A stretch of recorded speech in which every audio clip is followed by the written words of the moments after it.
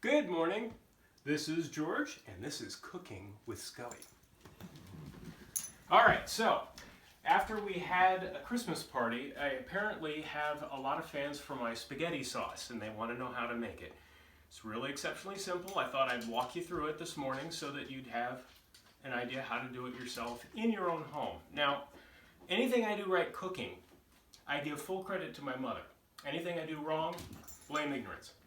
But she had this forever, and it's still the same. You can go and get it. It is the Better Homes and Gardens cookbook. This is the base by which I build everything. However, they don't get everything right, and I like to have big, flavorful meals. So I like to improvise a little bit.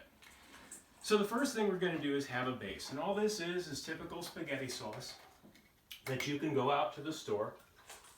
And we're going to use a crock pot because, quite frankly, I like the flavors to mingle, and I think that it tastes better if you can give it time to simmer over the course of the day. Plus, this is a great thing to do when you have to cook and you got to go to work, and you can just set this up in the morning, turn it on low, let it go.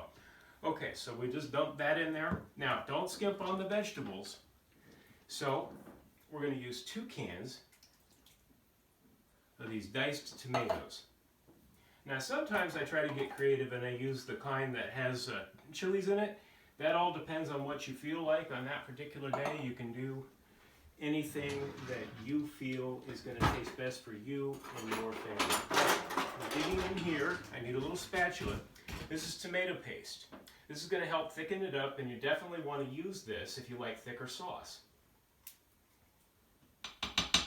So we're just going to use 1 can of this. It can be tough to get out. Some people like to use water to get it all out, but to me that defeats the purpose because you're losing the thickness.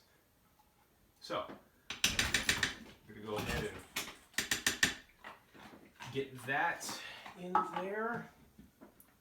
All right, now, before we started, because I think you all know how to brown meat, I went ahead and browned a pound of just regular old hamburger.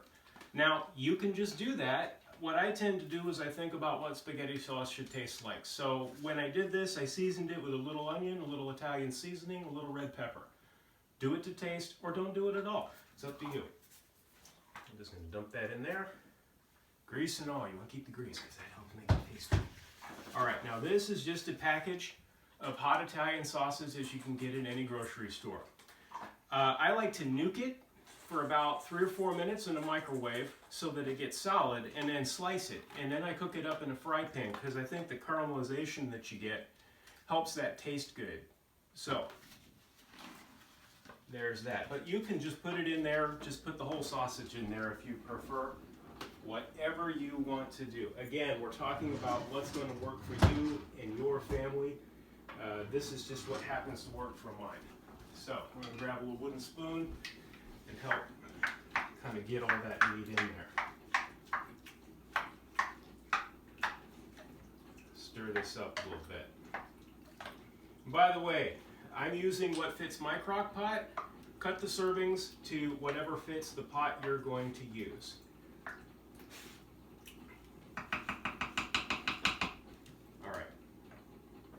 Now, again, I said don't skimp on the vegetables. I used about a cup of onions. I cut those up fresh. And a cup of green peppers. Some people like to put mushrooms in spaghetti sauce. I am not one of those people. But you are welcome to do what tastes good for you. Now, here's where I follow the recipe just a little bit. And we kind of look in here and they say that they want you to use some sugar. Now, that might surprise some people because seems like an odd thing to put in, but I always do it, and it seems to work. The next thing that they call for is a teaspoon of dried oregano. Now, here's where my bias comes in. Here's a teaspoon of oregano. Here's what I put in. I usually double these seasonings, so I use 2 teaspoons of oregano. The next thing they ask for, dried basil. Same thing, they want a teaspoon. Well, again, I think this is what spaghetti sauce should taste like, so I double that and use 2 teaspoons. Then they want you to use a ½ teaspoon at a time. Well, good thing I like to double things because that makes this real easy. All right, now we've got everything that they want you to use except for the bay leaves. They want you to use a single bay leaf. Now, if you've got a friend like Lenny who will give you bay leaves off the tree in his backyard, that's great. Otherwise, you can just pick these up in the store. You want to pick them out of the sauce before you serve it to people, because finding leaves in their sauce is not something that they're going to want. But definitely put these in. They add a ton of flavor. And it's one of those things that I like to use, again, more of. But since I've got those great bay leaves, I use 3.